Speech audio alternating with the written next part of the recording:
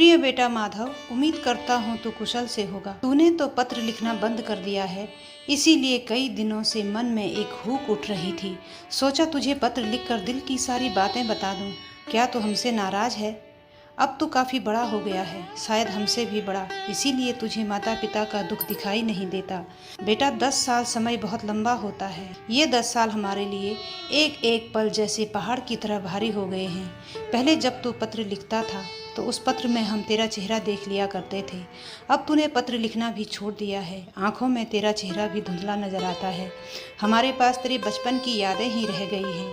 घर का हर कोना, हर दीवार और आंगन तेरे बिना खाली खाली लगता है। और सबसे ज़्यादा जब कोई त्यौहार आता है तब तेरा उत्साह भरा चेहरा, तेरी हंसी, तेरे कदमों की आहट सब आंखों में तैरने लगता है। जब तू छोटा था, घर एक पल भी शांत नहीं रहता था। सुबह उठते ही तू पूरे आंगन में दौड़ लगाता, कभी नीम के पेड़ पर चढ़ जाता, कभी गाय के बछड़े के पीछे भागता। तेरी मासूम शरारतें पूरे घर को रौनक कर देती। तेरी अम्मा तुझे डांटने का नाटक करती तो तू उनकी झिड़की सुनते सुनते उनकी गोद में चढ़कर हंस देता। तेरी बहन का तो तू दुलारा था, कभी उसकी चोटी खींचता, कभी उसकी किताबें छुपा देता। वो गुस्से में तुझे मारने दौड़ती और तू फिर उसे गले लगा लेता।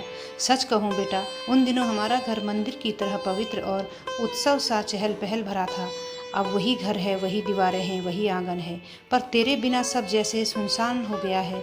तेरा सबसे प्यारा त्यौहार होली था। कई दिन पहले से तू होली खेलना शुरू कर देता। तेरे चेहरे पर लाल नीला रंग, हाथ में पिचकारी और पूरे गांव में तेरी शरारतें। कोई तुझसे बच नहीं पाता। सुबह से तू अपने दोस्तों संग निकल जाता और शाम तक रंगों में भीगा भागा लौटता। गुजिया चुपके से झोली में भर लेता। याद है एक बार तूने मेरे सफ़ेद कुर्ते पर पक्के रंग की बाल्टी उड़ेल दी थी। मैं पहले तो गुस्से में चीखा, पर जब तू हंसते हुए भागा तो गुस्सा भी हंसी में बदल गया। उस दिन का वो रंग बेटा आज भी हमारी यादों में ताज़ा है। अब भी हर घर में ढोलक बजती है, फगवा गाया जाता है, बच्चे गलियों में दौड़ते हैं, पड़ोस के घरों से गुजिया की खुशबू आती है, पर हमारे आंगन में कोई रंग नहीं उड़ाता।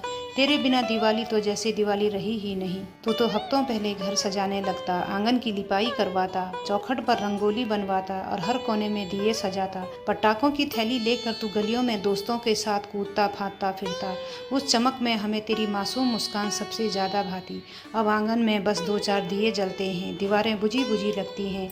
पड़ोस के घरों की रोशनी देखकर लगता है जैसे हमारे घर का अंधेरा और भी गहरा हो गया हो। तेरी अम्मा आंगन में बैठकर उस पुरानी दिवाली को याद करके कहती, जब बेटा घर में था तो दिवाली की असली रौनक थी, अब तो सब रस्म भर बचा है। तेरी बहन का दर्द भी कोई कम नहीं है। हर साल रक्षाबंधन पर उसकी आंखों में एक ही सवाल होता है, क्या इस बार भैया आएगा? वो राखियां लेकर आती है, जब अपनी सहेलियों को अपने भाई के हाथ पर राखी बांधते हुए देखती है तो उसका दिल टूट जाता है। वो मेरी ही कलाई पर राखी बांध देती है और मुस्कुराने की कोशिश करती है, पर बेटा बाप के दिल से कहूँ, उस मुस्कान के पीछे बहुत गहरी उदासी छिपी होती है। वो अक्सर रोते हुए कहती है, बाबा भैया की कलाई कब तक सुनी रहेगी? उसकी सिसकियाँ सुनकर मेरा दिल छलनी हो जाता है। तेरे बिना ये घर भी अब बूढ़ा हो गया है। बरसात में छत से पानी टपकता है, दीवारों की पपड़ी झड़ने लगी है, खेत की मिट्टी बंजर सी हो गई है। मैं तो बाप हूँ, कभी कभी खेत खलियानों चौक चौराहों पर जाकर मन को बहला लेता हूँ। तेरी माँ का हाल बहुत बुरा है, कमर झुक गई है, आंखें धुंधली हो गई है, अकेली ही घर पर रहकर वो तेरे ही बारे में सोचती रहती है और दिन भर रोती रहती है। अब तेरे बिना मन बिल्कुल खाली लगता है। याद है तूने बचपन में आंगन में जो नीम और आम के पेड़ लगाए थे, अब वो बड़े हो गए हैं, परंतु उनकी छाँव में बैठने वाला तू नहीं है। हर सुबह जब मैं उन पेड़ों के नीचे झाड़ू लगाता हूँ तो लगता है जैसे वो भी तुझे खोज रहे हैं।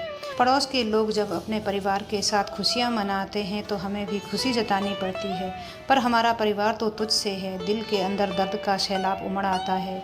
हमारे आंगन की खामोशी और गहरी हो जाती है। लोग पूछते हैं, बेटा विदेश में है ना, कब आएगा? और हम हर बार यही जवाब देते हैं कि जल्द ही आएगा, पर मन ही मन डर लगता है कि कहीं ये इंतज़ार अधूरा ना रह जाए। माधव, नौकरी पेशा तो अपने देश में भी मिल जाएगी, तू पराये देश को छोड़कर घर आ जा। ऐसा लगता है जैसे तू वहाँ कैद कर लिया गया हो। हमने तुझसे कभी दौलत नहीं मांगी, तुझे पढ़ाया लिखाया विदेश भेजा तो गर्व था, लेकिन अब हमें तेरे संग की ज़रूरत है। तेरी माँ तुझे गले लगाना चाहती है, तेरे बाबूजी तेरे पास बैठकर तुझसे ढेर सारी बातें करना चाहते हैं, तेरी बहन राखी तेरी कलाई पर बांधना चाहती है। बेटा इस बार की होली और दिवाली अगर तेरे संग हो तो हमारे लिए सबसे बड़ा उपहार होगा। हमारी सांसों का क्या भरोसा है, कहीं ये सांसें तुझे देखे बिना ही न थम जाए। अब इंतज़ार नहीं होता है, पता नहीं अगली होली या दीपावली तक हम रहें या ना रहें। तेरे अम्मा बाबूजी।